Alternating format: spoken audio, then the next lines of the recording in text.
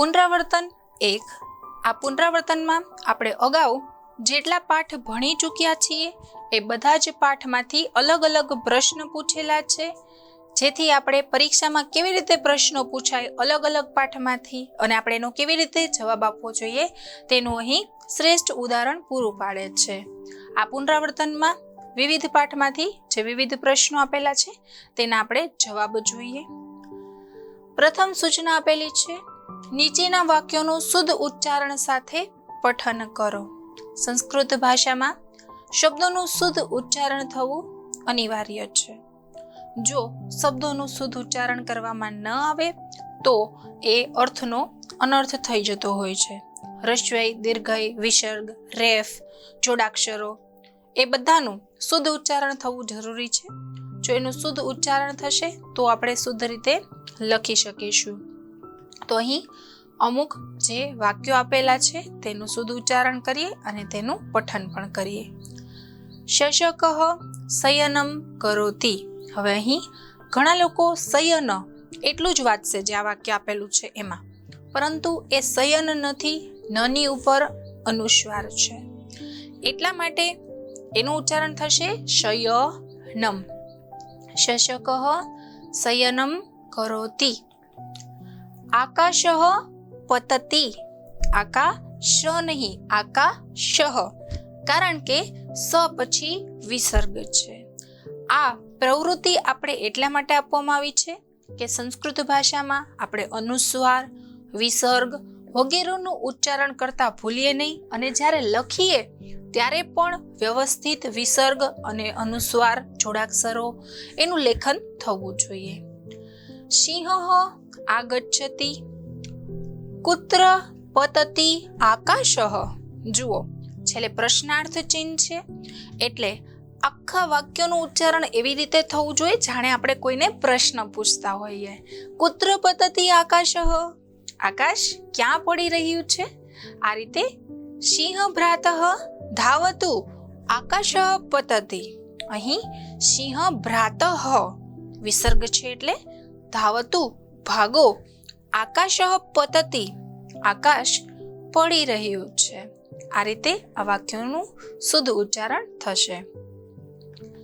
ત્યાર પછી બીજો પ્રશ્ન આપેલો છે, નીચેના શબ્દો સંસ્કૃતમાં લખો. અહીં આપણે અમુક શબ્દો આપેલા છે એને સંસ્કૃતમાં લખવાના છે. સંખ્યા આપેલી છે તો આપણે એને શબ્દોમાં લખીએ.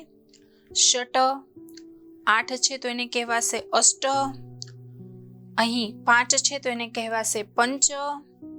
11 ને સંસ્કૃતમાં કહેવાશે એકાદશ. 12 ને સંસ્કૃતમાં કહેવાશે દ્વાદશ. દ્વાદશ છે એ તમે આ રીતે પણ લખી શકો છો અને દ ને વ ને જોડાક્ષર તરીકે પણ લખી શકો છો.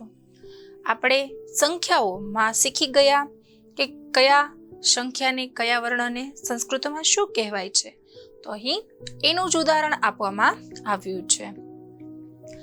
અહીં ત્રીજા પ્રશ્નમાં કહ્યું છે, નીચેના સંખ્યાદર્શક શબ્દ વાંચો અને દરેક સંખ્યા અંકમાં લખો. અહીંયા આપણે જે સંખ્યાઓ આપવામાં આવી છે એને આપણે આંકડાઓમાં લખવાની છે, એટલે કે અંકમાં લખવાની છે. સંસ્કૃતમાં આપણે અંક અને શબ્દ બંનેમાં અભ્યાસ કરી ગયા કે સંસ્કૃતની જે સંખ્યાઓ છે એને અંક અને શબ્દોમાં કેવી રીતે લખી શકાય છે. પ્રથમ છે શબ્દ દ્વે, તો એને આપણે સંખ્યામાં આ રીતે લખીશું. ત્યાર પછી છે ત્રીણી, તો ત્રીણીને આપણે આ રીતે લખીશું. ત્યાર પછી છે સપ્ત, તો સપ્તને પણ સંખ્યામાં. ચત્વારી, તો એટલે કે 4, એને સંસ્કૃત સંખ્યામાં લખેલ છે. નવ, તો નવને પણ સંસ્કૃત સંખ્યામાં લખેલ છે. ચોથા પ્રશ્નમાં કહેલું છે, નીચે આપેલા વાક્યખંડો સુવાચ્ય અક્ષરે લખો. આ જે વાક્યો આપેલા છે એને સુવાચ્ય એટલે કે સારી રીતે વાંચી શકાય ને એવી રીતે લખવાનું છે. ગુરુ સાક્ષાત બ્રહ્મ. ગુરુ છે એ સાક્ષાત બ્રહ્મ સ્વરૂપ છે. વિદ્યારંભમ કરીષ્યામિ. હું વિદ્યાનો આરંભ કરીશ. આ શુદ્ધ રીતે આપણે લખવાનું જ છે.